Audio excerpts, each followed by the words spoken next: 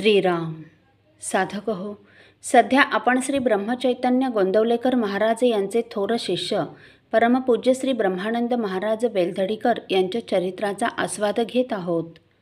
तसेच रविवारी श्री महाराजांच्या काही भक्तांचे अनुभव ऐकणार आहोत. परमपूज्य श्री ब्रह्मानंद महाराज बेलधडीकर यांच्या चरित्राचे लेखक गुरुभक्त भास्कर अनंत लिमये सांगतात. श्री गुरूंची प्रेमपूरित वाणी, त्यांचा विनय, त्यांची भगवत भक्ती, नामावरील त्यांची दृढ निष्ठा पाहून पंडित लिंगनगौडा स्तिमित झाले. त्यांच्यात श्री गुरूंविषयी आदर निर्माण झाला. हे सामान्य नव्हेत, ही भावना जागृत झाली. ज्याकरिता आजवर मी प्रयत्नात होतो ते मला यांच्याकडून मिळणार असा विश्वास निर्माण झाला व मला सत्य शाश्वत समाधान मिळेल असा अनुग्रह करावा असे म्हणून ते श्री गुरूंना शरण गेले. तेव्हा श्री गुरूंनी आपल्या नेहमीच्या शिरस्त्याप्रमाणे श्रीमन महाराजांच्या अलौकिकत्वाचे वर्णन करून त्यांना शरण गेल्यास तुमची इच्छा पूर्ण होईल असे त्यांना पटवून आपल्या पुढील गोंदावलेच्या फेरीस त्यांना आपल्याबरोबर नेऊन श्रीमन महाराजांच्या पदरात त्यांना टाकले. श्रीमन महाराजांची भव्य सतेज मूर्ती, त्यांचे अद्वितीय ज्ञान वैराग्य, त्यांचा अगाध महिमा, समभावाने सर्वांठायी व्यक्त होत असलेले प्रेम प्रत्यक्षात पाहून लिंगनगौडा इतके भारावले की ते तात्काळ अनन्य भावाने श्रीमन महाराजांना शरण गेले व आपले तनु मन धन श्रीमन महाराजांच्या चरणी अर्पण केले. विद्येच्या अभिमानाचा संपूर्णतया त्याग करून ते त्यांच्या सेवेत अखंड तत्पर झाले. त्यांची सेवाही तशीच अपूर्व होती म्हणून श्रीमन महाराजांची कृपा त्यांना संपादन करता आली.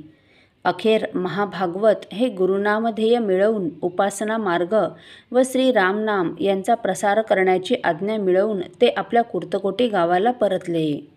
पुढे थोड्याच काळात आपल्या घरीच श्रीराम प्रतिष्ठा करण्याचा विचार कायम करून सर्व सिद्धता करून श्रीराम सीता लक्ष्मण यांच्या अमृत शिलामूर्ती करवून आणून ते श्रीमन महाराजांच्या आगमनाची मार्गप्रतीक्षा करीत होते.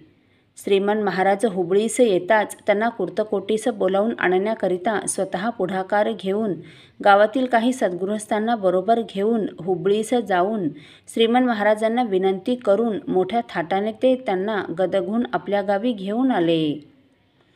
कुर्तकोटी गावी श्रीमन महाराज फक्त 3 दिवस होते. प्रतिष्ठा महोत्सवाचे सर्व कार्य यथासांग पार पडले. या 3 दिवसात महाभागवतांनी मुक्तद्वार अन्न संतर्पण केले.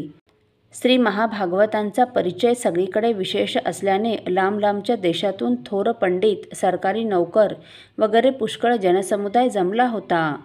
श्रीमन महाराजांच्याकडून उपदेश घेणाऱ्यांची तसेच प्रापंचिक समस्या विचारणाऱ्यांची तर तोबा गर्दी उडाली होती. श्रीमन महाराज तेथून निघाले ते बैलगाडीतून मुळगुंदला आले. तेथे परमभाविक गंगाधरपंत आठवले या नावाचे सद्गृहस्थ होते.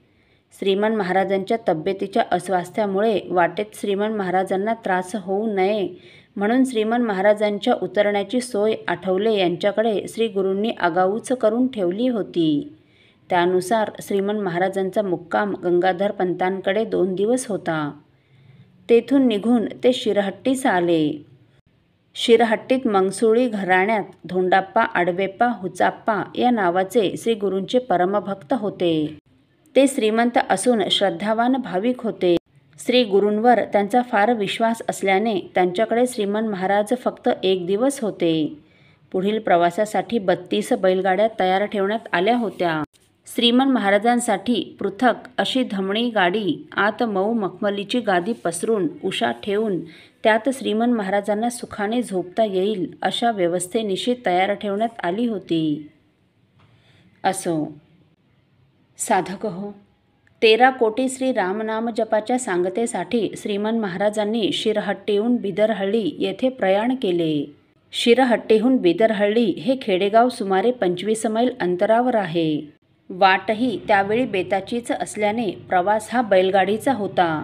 त्यामुळे श्री महाराजांना कोणताही त्रास होऊ नये यासाठी परमपूज्य श्री ब्रह्मानंद महाराजांनी कोणती व्यवस्था केली होती ते आपण पुढील भागात बघणार आहोत. श्रीराम समर्थ. आपल्यातील कोणा श्रींच्या भक्तांना श्रींचे काही अनुभव आले असतील तर कृपया आपण मला ते 9422843253 अथवा सुनील दादांच्या 9892608401 या व्हॉट्सअप नंबरवर कळवावेत अशी नम्र विनंती. श्रीराम समर्थ.